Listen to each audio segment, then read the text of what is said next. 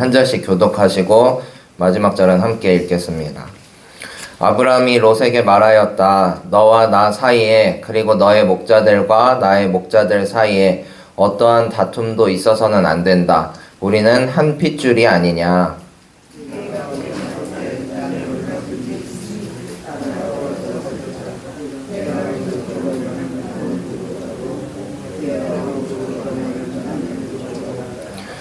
롯이 멀리 바라보니 요단 온 들판이 소알에 이르기까지 물이 넉넉한 것이 마치 주님의 동산과도 같고 이집트 땅과도 같았다.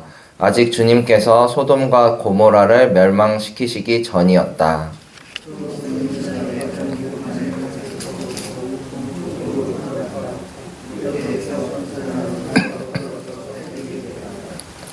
아브라함은 가나안 땅에서 살고 롯은 평지의 여러 성읍을 돌아다니면서 살다가 소돔 가까이에 이르러서 자리를 잡았다.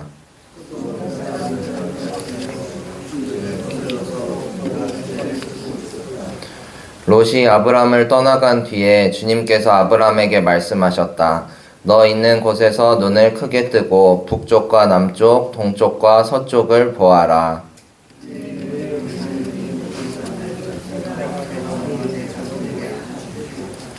내가 너의 자손을 땅의 먼지처럼 셀 수 없이 많아지게 하겠다. 누구든지 땅의 먼지를 셀 수 있는 사람이 있다면 너의 자손을 셀 수 있을 것이다.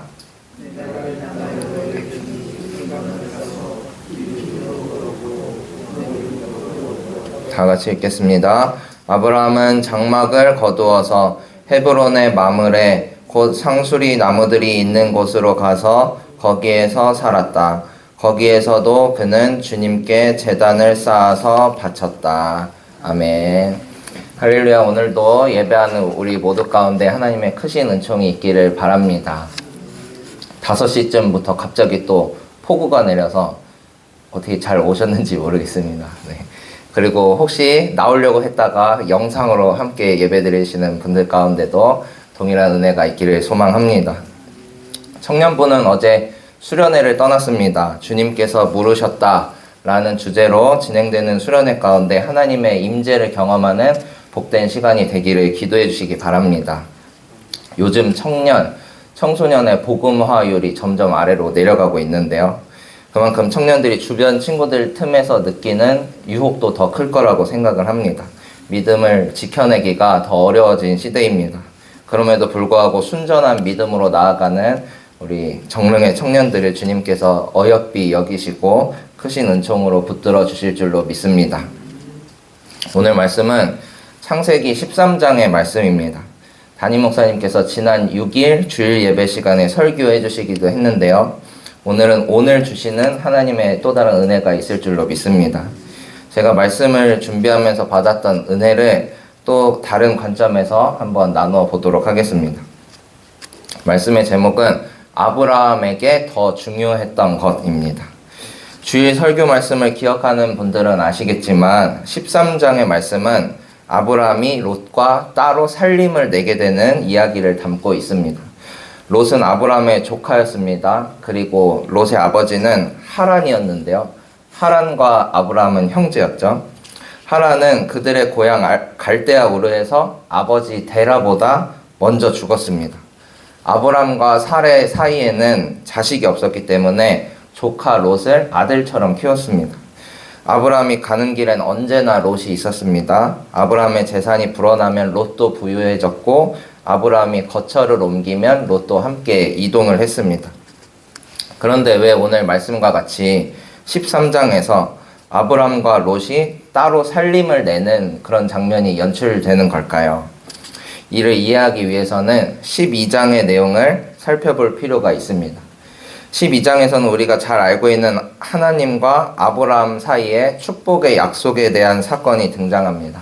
송구영신 예배 때 이렇게 책갈피에도 많이 등장하고 또 가정의 벽에 이렇게 붙어있는 경우도 많이 있는데요. 우리 창세기 12장 1절부터 3절을 한번 읽어보셨으면 좋겠습니다. 창세기 12장 1절부터 3절 함께 읽겠습니다. 주님께서 아브라함에게 말씀하셨다.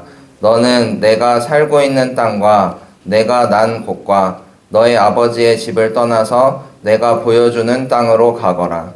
내가 너로 큰 민족이 되게 하고 너에게 복을 주어서 내가 크게 이름을 떨치게 하겠다. 너는 복의 근원이 될 것이다. 너를 축복하는 사람에게는 내가 복을 베풀고 너를 저주하는 사람에게는 내가 저주를 내릴 것이다. 땅에 사는 모든 민족이 너로 말미암아 복을 받을 것이다. 아멘. 하나님께서 왜 아브람만 이렇게 콕 집어서 이런 엄청난 축복을 주셨는지는 잘 모르겠습니다. 오히려 그 후에 보이는 아브람의 행동을 통해 하나님께서 아브람의 이런 면을 보시고 민족의 아버지, 믿음의 조상으로 삼으셨겠구나 하는 깨달음을 얻을 뿐입니다. 아브라함이 하나님 앞에서 믿음을 지켜내는 이야기들을 쭉 보다 보면 고개를 끄덕이고 인정할 수밖에 없는 면모를 보입니다. 말씀에 순종해서 아들을 바치려고 했던 그 순간도 있고요.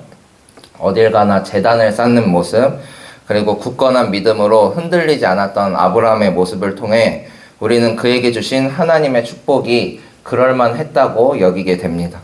아브라함에게 주신 하나님의 축복의 약속은 아주 비범한 약속이었습니다. 내가 너로 큰 민족이 되게 하고 내 이름을 크게 떨치게 하고 복의 근원이 될 것이라고 말씀하십니다.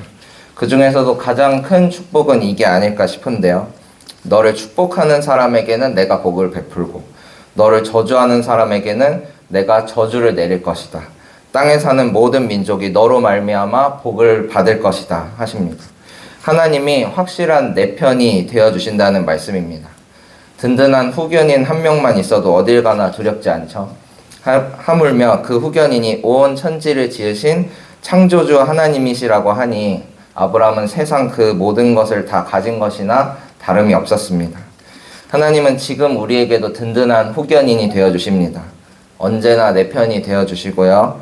나를 축복하는 자들에게 하나님께서도 복을 베푸시고 나를 저주하는 자들로부터 나를 지켜주시는 우리의 보호자이십니다. 나는 하나님의 복을 달고 다니는 사람이기 때문에 내가 어디를 가든지 모든 민족이 나로 인해서 복을 받게 될 것입니다. 그 믿음 가운데 살아가는 우리 모두가 되기를 소망합니다. 아브람도 하나님의 약속을 굳게 믿었습니다. 아브람이 언약의 말씀을 듣고 그 땅을 떠날 때가 그의 나이 75이었다고 합니다. 아브람에게는 이런 연로한 나이가 중요하지 않았습니다. 하나님께서 나에게 축복을 약속하셨다는 그 사실이 더 중요했습니다. 아브람의 인생에는 하나님에 대한 굳건한 믿음, 그것보다 더 중요한 것은 없었습니다. 제가 좋아하는 말씀 중에 히브리서 11장 8절 말씀은 이렇게 말합니다. 믿음으로 아브라함은 부르심을 받았을 때에 순종하여 장래의 유업으로 받을 땅에 나아갈새 갈 바를 알지 못하고 나아갔으며 라고 합니다. 어디로 가는지, 무엇을 해야 하는지, 어떻게 해야 하는지 아무것도 알지 못한 채 아브라함은 그저 하나님께서 가라고 하시면 가고 멈추라고 하시면 멈췄습니다. 이런 아브라함에게 한 가지 위기가 찾아왔는데요. 아브라함이 머물던 땅에 기근이 들었습니다. 12장 10절에 보니까 그 기근이 너무 심해서 아브라함은 이집트에서 얼마 동안 몸부쳐 살려고 그리로 내려갔다라고 합니다. 아브라함이 머물던 곳에서 기근이 너무 심해서 이집트 땅에 잠시 간 거죠. 여기서 위기를 만납니다. 아브라함은 자기 아내 사레가 엄청나게 아름다운 걸 알았습니다. 보통 남편들이 내 아내가 아름답다고 생각하는데 그 사레는 다른 사람들이 보기에도 아주 아름다웠던 모양입니다. 아브라함은 이집트에 들어갈 때 사레에게 이렇게 당부하죠. 당신이 너무 아름다워서 사람들이 당신이 나의 아내라는 걸 알게 되면 나를 죽이고 당신만 살릴 것이요. 그러니 이제 당신은 나의 누이라고 하시오 라고 말합니다. 실제로 이집트 사람들은 사레를 보고 첫눈에 반합니다. 사레에 대한 소식은 금세 이집트의 통치자였던 바로의 귀에 들어갑니다. 바로는 사레와 아브람을 궁전으로 불러들였습니다. 그러고는 사레의 혈육이라고 생각했던 아브람을 잘 대접해 주었습니다. 얼마나 잘 대접해 주었는지 양떼와 소떼, 암나귀와 순나귀, 남녀 종과 낙타까지 선물로 주었다고 합니다. 하지만 이내 주님께서 바로와 그 집안에 무서운 재앙을 내리셔서 바로로 하여금 아브람과 사레가 어떤 관계인지 알게 하십니다. 만약 이집트 땅에 아브람이 이제 들어와 살면서 죄송합니다. 아주 아름다운 아내가 있다라는 이런 사실이 먼저 알려졌다면 어떻게 됐을까요? 아브람의 말대로 아브람만 죽고 사레가 뭐 바로의 후궁이 되든지 이렇게 될 수도 있었겠죠. 그러나 하나님께서 재앙을 내려 바로가 알게 하셨기 때문에 아브람은 생명도 지키고 선물로 받은 많은 재산도 얻게 되었습니다. 바로는 아브람을 꾸짖은 뒤에 당장 이 땅에서 나가라고 명령합니다. 극심한 기근 속에 살 길을 찾아 이집트에 들어왔던 아브람은 오히려 재산 미천을 마련하고 안전하게 그 땅을 빠져나올 수 있었습니다. 작년 저희 교회에서 치러진 성북지방 성회 강사로 오셨던 김용봉 목사님은 창세기라는 그 강의 설교집에서 이 대목을 두고 이렇게 표현합니다. 상처가 안겨준 선물이었다 라고 표현을 합니다. 상처가 안겨준 선물이었다. 남편이 아내한테 당신 이제부터 내 누이라고 하시오 라고 말을 할 때 그 심정이 어땠을까요? 아내를 지켜주지 못한 아브람은 미안한 마음이 컸을 것이고 사레는 바로에게 유린당한 일에 수치심을 느꼈을 것입니다. 두 사람에게는 큰 상처였지만 그 상처가 재산 미천을 마련하는 선물을 안겨준 셈입니다. 우리에게도 이러한 일이 많이 있습니다. 상처라고 생각했는데 너무 큰 고통이라고 생각했는데 다 지나고 나니 하나님의 선물이었음을 깨닫는 순간들이 있습니다. 혹시라도 지금 고통의 시간을 지나고 계신 분이 계시다면 하나님의 크신 계획 안에 큰 선물이 기다리고 있음을 믿으시기를 바랍니다. 또한 너무나 평온한 상태, 오히려 더 바랄 것이 없는 상태에 계시는 분이 있다면 모든 것이 하나님의 선물이었음을 고백하는 감사가 넘쳐나기를 소망합니다. 하나님은 이렇게 상처를 통해서도 우리에게 선물을 주시는 분이십니다. 제가 주목하고 싶은 부분은 또 다른 지점이었는데요.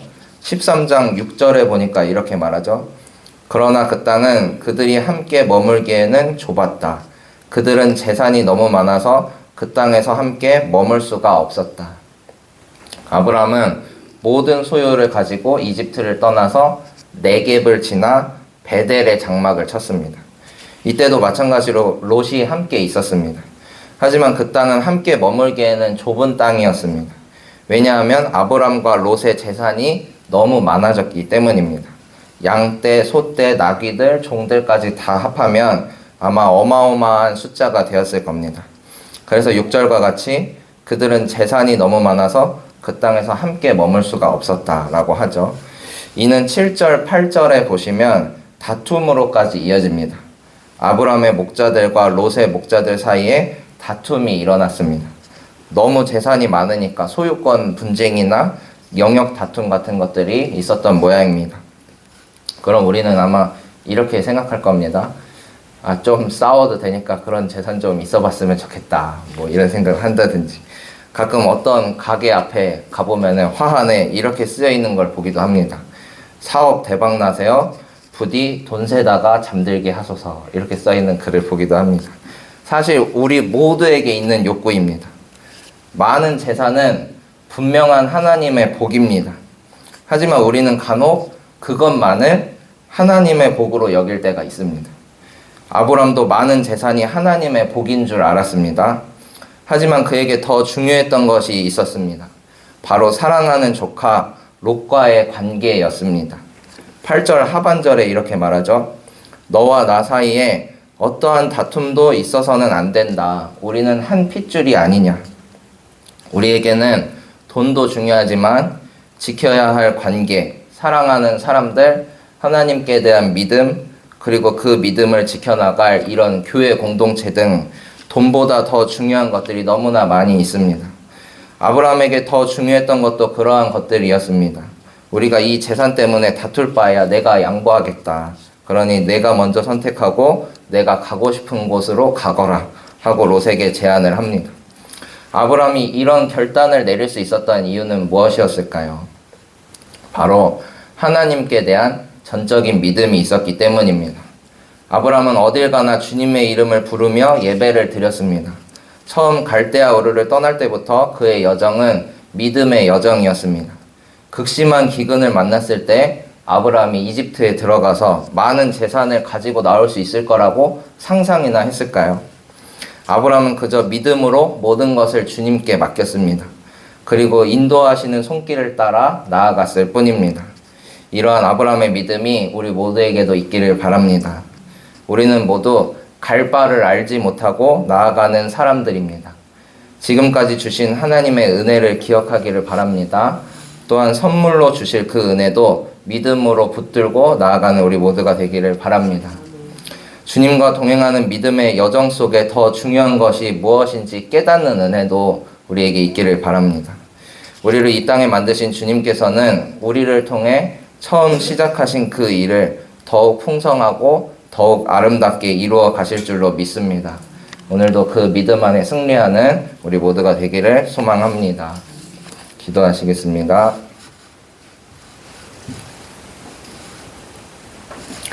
주님 감사합니다. 오늘도 복된 날 주셔서 주님 앞에 나와 예배하며 하루를 시작하게 하시니 감사드립니다. 갑작스런 폭우로 인해 고통 속에 있는 많은 이웃들이 있습니다. 주님 그들에게 다가가 위로하여 주시고 다시 일어설 새 힘을 허락하여 주시옵소서. 비가 많이 오는 가운데 주님의 전을 찾은 많은 성도님들 계십니다. 또한 영상으로 함께하는 많은 성도님들이 있습니다. 우리의 말과 행동, 마음 깊은 곳까지 세밀하게 감찰하시는 주님, 빗길을 뚫고 하나님 앞에 나아온 우리의 정성을 받아 주시옵소서. 우리의 이 시간과 마음을 기억하여 주셔서 주님 품 안에 영원토록 보호받는 삶, 아브람과 같이 주님과 동행하는 삶이 되게 하여 주시옵소서. 유초등부 여름 성경학교를 시작으로 어제는 청년부가 수련회를 떠났습니다. 믿음을 이어나갈 우리의 다음 세대를 바라봐 주시길 바랍니다. 많은 가치관의 혼란 속에서 주님을 선명하게 바라보는 믿음 허락하여 주시고 이번 여름 사역이 그러한 것들을 체험하는 은총의 시간이 되게 하여 주시옵소서. 헛되이 보내는 시간 되지 않기를 바랍니다. 구별된 장소에서 구별된 마음으로 주님을 찾을 때에 주님께서 그 자리자리마다 임재하여 주시옵소서. 우리의 믿음을 돌아봅니다. 감사할 것들이 넘쳐남에도 불구하고 감사하지 못했고 주님께서 주신 아름다운 것들을 잃어버린 채 눈앞의 재산과 문제에 대해서만 전전긍긍했던 지난 날을 돌아봅니다. 모든 것을 주관하시는 주님 앞에 모든 것을 내려놓습니다. 주여 우리를 긍휼히 여겨주시고 주님의 인도하심 가운데 살아가게 하여 주시옵소서. 하루를 시작합니다. 변덕이 심한 날씨 가운데 안전하게 보호하여 주시고 주님께 영광 돌리는 복된 날 되게 하여 주시옵소서. 모든 것 주님께 맡겨드리며 살아계신 예수님의 이름으로 기도합니다. 아멘. 하늘에 계신 우리 아버지여, 이름이 거룩히 여김을 받으시오며 나라가 임하시오며 뜻이 하늘에서 이루어진 것 같이 땅에서도 이루어지이다. 오늘 우리에게 일용할 양식을 주시옵고 우리가 우리에게 죄 지은 자를 사하여 준 것 같이 우리 죄를 사하여 주시옵고 우리를 시험에 들게 하지 마시옵고 다만 악에서 구하시옵소서. 나라와 권세와 영광이 아버지께 영원히 있사옵나이다.